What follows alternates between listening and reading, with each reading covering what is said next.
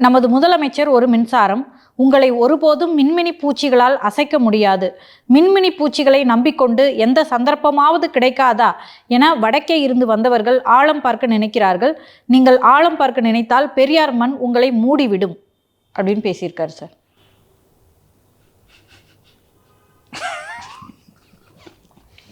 இவங்கள பாராட்டிக்கிட்டு ஒரு நிகழ்ச்சி நடத்திக்கிட்டு புலகாங்கிதான் அடைஞ்சு பூரிப்பு அடைஞ்சு இதை பெருமையாக வர பகிர்ந்துக்கிறாங்க. மின்சார புகைன்னு பாட்டு போட்டு மின்சார கண்ணான்னு பாட்டி ஆடிட்டு இருப்பாங்க ஜாலியாக அஜக்குன்னு. ஒரு 1950 60 இதெல்லாம் எடுபட்டுச்சுப்பா.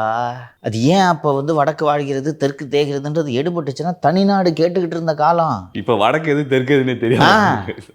வேலை பார்க்குறவன் பூரா பீகார்காரனும் மத்திய பிரதேசக்காரனும் சத்தீஸ்கர்காரனும் இங்கே வேலை பார்த்துக்கிட்டு இருக்கான். நீ இப்போ இது எடுபடுமா வடக்கே இருந்து வந்தவர்கள்னு? உங்களுக்கு அன்னைக்கு 62 வரைக்கும் திராவிட நாடுனா என்ன தனி தமிழ்நாடு. அப்போ இது எடுபடுது. இது புரியுதா? இது இவங்க வீட்டில் வேலை செய்கிறது யாருப்பா வேலை செய்வா? நார்த் இந்தியக்கார தான் வேலை செஞ்சுட்டு இருப்பான். ஆமாம். இன்னைக்கு யாராவது திராவிட நாடு போனால் கள்ள விட்டு எறிவாங்க சார். இன்னைக்கும் போயிட்டு வடக்கே இருந்து வந்தவர்கள் மண்ணு இன்னு பண்ணுன்ட்டு. ஐயோ சார், நாளை பின்ன சார் ஒருவேளை முதலமைச்சர் அவர்கள் பிரச்சாரத்துக்கு போறாருன்னா அங்கெல்லாம் லைட்டு போட தேவையில்ல சார், அவர் நின்னாலே போதும்.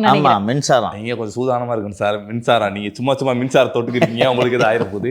ஸோ உண்மையிலேயே இவர்களை பார்த்தால் பரிதாபமாக இருக்கிறது. நீங்க திருப்பி நல்லா கவனிச்சு பார்த்தீங்கன்னா இவங்க பேச்சு உரை எல்லாவற்றின் மையப்புள்ளியாகவும் பிஜேபி இருக்கிறது. வடக்கு இந்தி மும்மொழி இது மட்டும்தான் இருக்கு. அதனால திருப்பி இதை வச்சு உருட்டி ஜெயிச்சலான்னு நினச்சிக்கிட்டு இருக்காங்க. மண்ணை கவுவாங்க விடுங்க. பல நாள் கழிச்சு மறுபடியும் சிங்கம் உள்ளே இறங்கிடுச்சு சார்.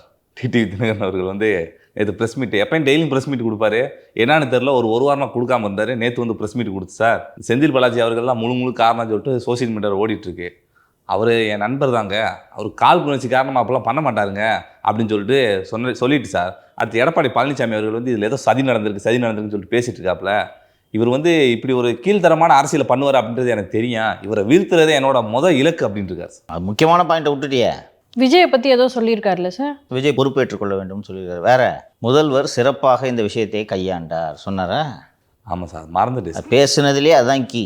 ஏன் அப்படி சொன்னார்? அவர் அப்படி நினைக்கிறாரு போல. சிறப்பான முறையில் கையாண்டாங்க அந்த பிரச்சாரத்தை. திரு விஜய் அவர்கள் தான் தவறு, அவர் கொஞ்சம் பொறுப்புணர்ச்சியோடு இருக்க வேண்டும். இதெல்லாம் எதுவும் கிடையாது.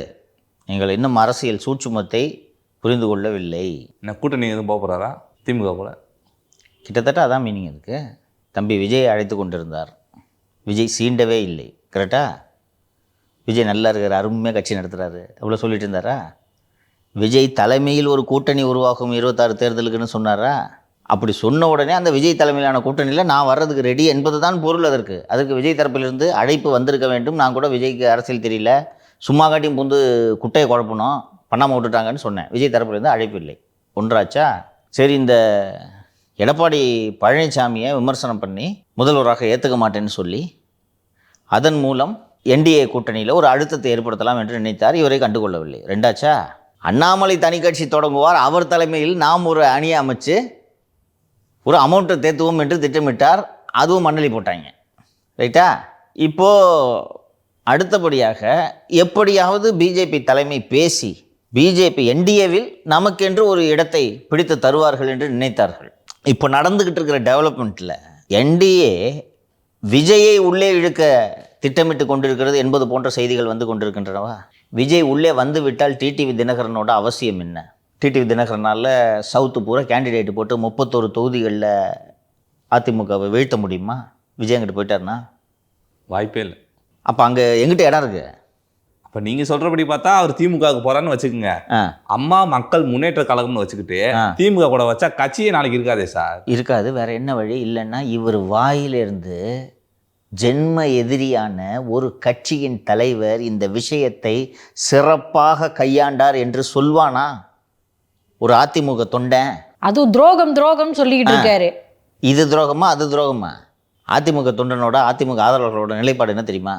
திமுக இன்னைக்கு திங்கக்கிழமைன்னு சொன்னால் நீ ஏன் ஞாயிற்றுக்கிழமையை சொல்லவில்லை, நீ ஏன் திங்கட்கிழமையை சொல்லவில்லை, இதில் உள்நோக்கம் இருக்கிறதுன்னு சொல்லணும். அப்படி தான்.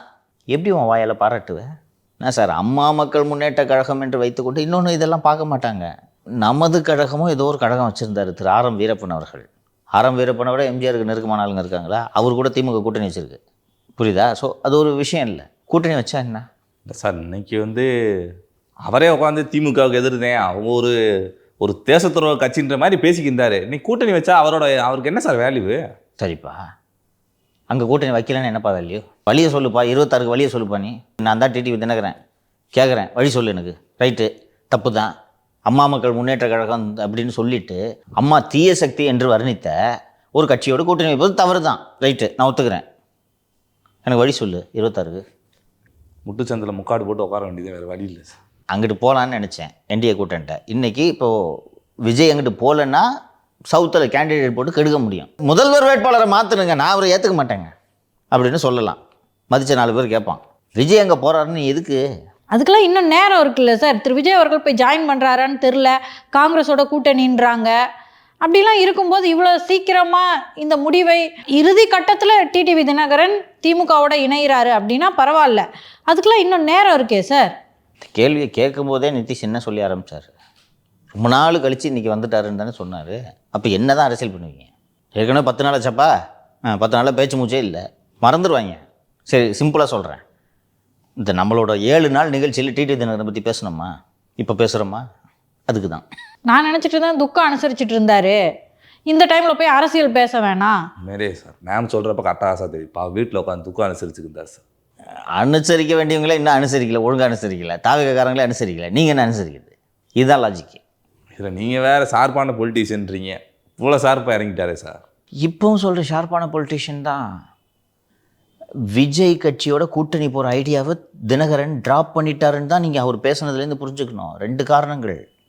ஒன்று, விஜய் அங்கிட்டு போகிறாருன்றது ஒரு காரணம். 2வது, இந்த கிரைசிஸ்லேருந்து விஜய் எழுந்திரிச்சு வர்றது அவ்வளோ ஈஸி இல்லைன்றது தெரிஞ்சு தான் இந்த நிலைப்பாட்டை அவர் எடுக்கிறாரு. இந்த நேரத்தில் திமுக ஆதரவு நிலைப்பாட்டை எடுப்பது தான் சரி, எல்லா வகையிலும் சரி என்று அவர் நினைக்கிறார்.